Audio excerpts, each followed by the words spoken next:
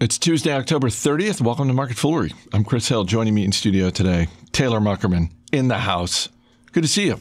We must protect this house. We will protect Good this to house see you too. from other business news podcasts, I suppose.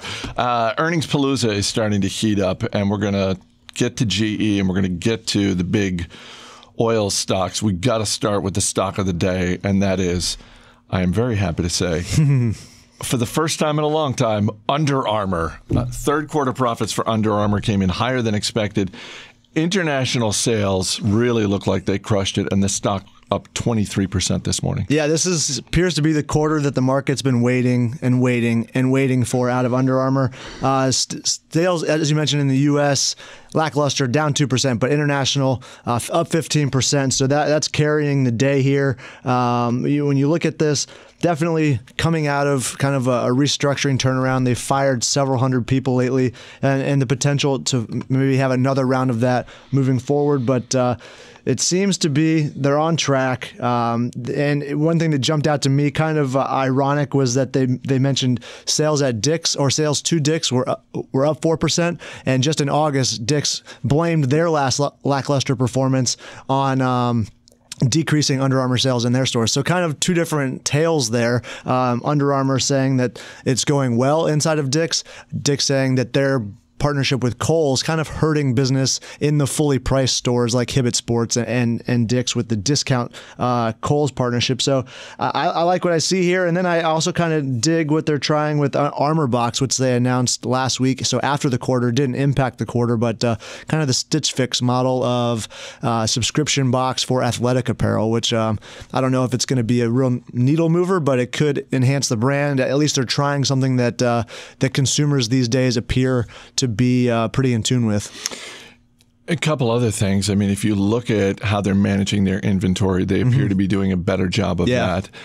Something that you and I have talked about, and Jason Moser has made this point, Matt Argersinger has made this point, going back to the beginning of the year, that Kevin Plank, very much the leader of Under Armour, but the executive team around him, you and Matt and Jason pointing out, look, he's got to figure out a way to work with his management team and keep them in place, because the turnover in the C-suite has been higher than what you like to see. And I don't want to jinx anything, but they're still there. They are still there, and so hopefully we can continue to see that. And with successes like this, maybe they found that group that finally is going to be able to turn this company around and challenge the likes of Nike like they always thought they could. But even with the stock up 23% today, it still has to more than double from here to get back to its all-time highs, which was very early on in the days of this company as a public company. So it's still a lot of work to do if you've been a long-term investor to get back to even. But you like to see something like this at the very least. Yeah, it's around $22 a share when we came into the studio. You go back 2 years, 3 years, it's double that basically. So this is great for me and anyone else who is a shareholder of Under Armour. But for the amount of time that I've held it, still very much underwater. Yeah, so agreed. I'm in the same boat. We're slowly starting to rise against the tide here, though. Right. Well, and again, this is great.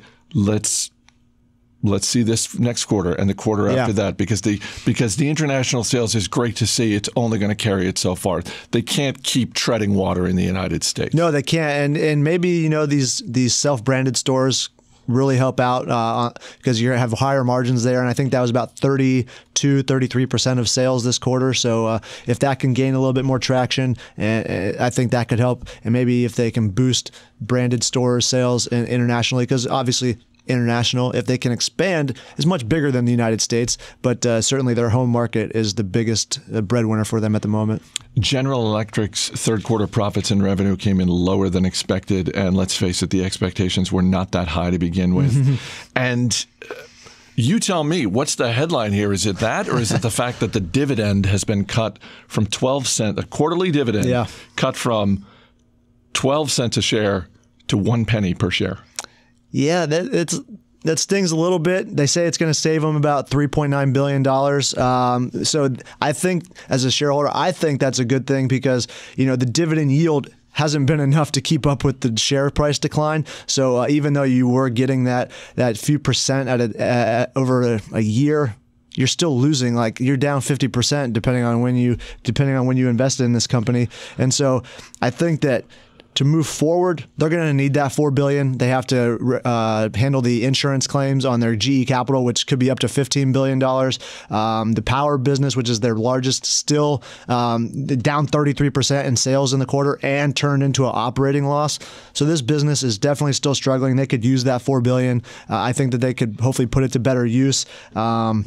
They're going to have a full investor update early 2019, similar to what Flannery did. The new CEO, Culp, he's going to come out and kind of lay out his plan.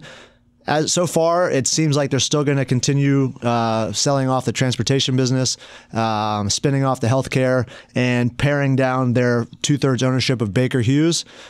Maybe that changes early 2019 when they announce their plans moving forward under the new leadership. But I don't think that the dividend cut is a negative thing. I think it had to happen. No, it's absolutely the right move. It's just one of those things that, and I'm sure Larry Culp, who's been CEO for about an hour and a half, I'm sure he and his team are fully aware of the fact that there's a whole swath of investors, institutional and individual, who look to dividend-paying stocks, and when those stocks stop paying dividends or significantly cut their dividends, they're going to jump ship. Larry Culp has already, he's not waiting to 2019 to at least share some of his plans. Part of the announcement was taking the power division and splitting it into two separate units. One is going to be gas products and services. The other is going to be nuclear power conversion, grid solutions. I don't know anything about that business, but I have to imagine that if nothing else, this is going to provide greater insight into those divisions. Yeah, to see how they're doing, and also hopefully some greater focus within the divisions for the employees themselves and management. I do think that it makes sense to split them. I mean, natural gas turbines and steam and nuclear are two vastly different businesses, so no real reason why they need to be combined other than they're power generating. But yeah, I think natural gas kind of struggling. Seems to be a lot of supply out there versus the demand for these natural gas turbines. And they did have a little hiccup with Exelon and one of their nuclear turbines that kind of had some faulty equipment. So they had to go out there and shut that plant down. And so that's a bad look for them in a sector that's quite dangerous with nuclear power when you're talking about a malfunctioning unit there. So they get that turned around, but down 33% in your biggest division, that hurts, especially as long as they've been around. One other thing that caught my attention before we move on to the big oil stocks, Larry Culp kind of drew a line in the sand talking about we're not raising money. We have no plans to do any sort of capital raise. Sure. I really hope they don't have to, because they don't appear to have a lot of other financial levers they can pull. They've already cut the dividend down to 1 penny, so it's not like they have a lot of other options. Yeah, we'll see if that $4 billion can carry them. But if they have to go hit the debt markets and sell and issuing equity when your share price is down this far, not a good look either. So hate to see him have to rebuff on his word this early in the game. BP's third quarter profits were the highest in 5 years, although you wouldn't necessarily know it from what's happening with the stock. I mean, the stock is basically where it was a year ago. It's up ever so slightly today. Tell me what's going on with BP. Yeah, you would think, you see oil prices creep back up towards $80 a barrel. You would think that some of these companies with the greatest exposure to oil and natural gas would be keeping pace, but BP not so much. Even though I have said several times I'm industry focused, over the last couple of years, that of the majors, this is the one that I would likely, jump aboard if I was going to invest in an oil major. And I think internally it's been justified, but the share price still languishing. But they continue to divest some businesses because they still owe money on the Macondo disaster. I think they're going to end up paying about $3 billion this year. We're talking 5-6 years later. And they're going to be selling off more U.S. onshore assets to pay for that. But then they're getting heavier into the shale game. They closed their BHP Billiton purchase for their shale assets, and they expect to be able to pay all cash for that if oil prices remain where they are. Internally, they judge their projects by $60 to $65 a barrel. So right now we're well above that, and it seems 60 to 65 is it's that Goldilocks moment, kind of right in the middle of where you might expect it to be. and a lot of projects coming online. So I think that this is they're in a good place right now. It's just still an oil company, which investors haven't really jumped back on with. Is that... Well, let me back up. Mm-hmm. You say that of sort of the behemoths out there, this is the one you find the most interesting from an investor standpoint. Yeah. Why BP and not, say, an ExxonMobil? Yeah, I think, with BP, they've been able to they've been forced to kind of streamline. And so whereas Exxon kind of just, it is what it is. It hasn't really been forced to check itself. They've made several big purchases over the years, and some of them have played out, some of them haven't. You have to wait 5 to 10 years to see if some of these actually do. But with BP, they trimmed a lot of the fat to pay off some of these burdens that they've had from the Gulf oil disaster. And now I just like where they're at in terms of upstream assets and more oil focused. And with the project coming online in the Gulf of Mexico and Australia recently, they don't have the capital expenditures that, say, some Exxon or Chevron have looking forward.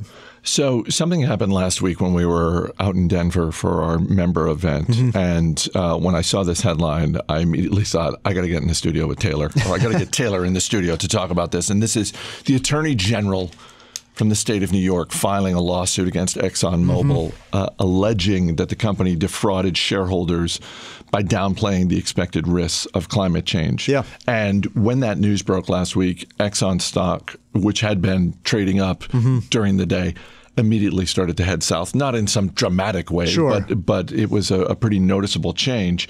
And I'm curious what you think of this lawsuit, because in some ways this is completely expected. This is the Attorney General's office in the state of New York has been looking into this matter going back 3 years. Yeah, so filing a lawsuit was going to come at some point. If you're an ExxonMobil shareholder, how worried are you?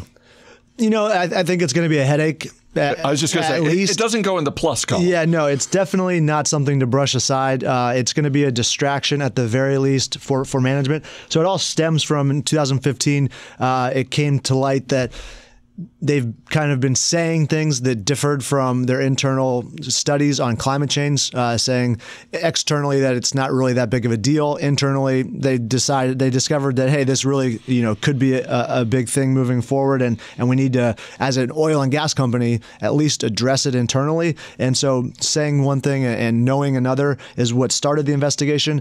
And that's still what's coming out with this new case, but it's slightly different because here we're talking about potential securities fraud, misleading investors, not just the general public. And so I think that's kind of scaring folks a little bit, because I guess I'm no legal expert, but folks are saying that under the Martin Act, it kind of exposes ExxonMobil to maybe some bigger penalties or a broader array of penalties. And basically, they've used different carbon tax pricing in the public sphere versus what they used internally to kind of justify moving forward with projects. But when you look at it, they used a much higher carbon tax price when they spoke to the public than they did internally. So they made it seem more damaging than they actually thought it would be. And a lot of folks are saying if they had just not even undergone this exercise, which could have been more to the detriment of investors, they would be totally fine, just because there wouldn't be that discrepancy in what they've said and what they've internally used. So if they had been less cautious, they'd be fine, and investors could have been punished even more, with unknowingly punished. And so I think a headache at the very least, potentially, a few $1 million in fines, $100 million in fines, but it's not going to come out right away. There's going to be complicated math here, and definitely taking it to the courts.